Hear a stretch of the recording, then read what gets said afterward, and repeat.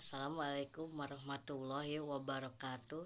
Nepangkeun nami abdi Muhammad Ridwan ti kelas 8G bade macakeun sajak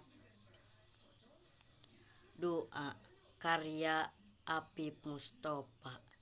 Jungjunan pangnangkepkeun eta nyawa nu indit taya nu nanya taya tapakna di dunya angin pangusikeun sapangeussi buana yen aya sinatria anu perlaya di wewengkon langit Sunda. Bulan baturan eta nyawa nu ditundung di tempat baktina taya nu daek ngajungjung.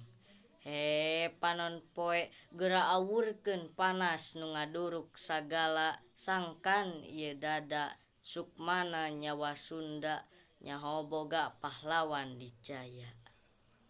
Wassalamualaikum warahmatullahi wabarakatuh.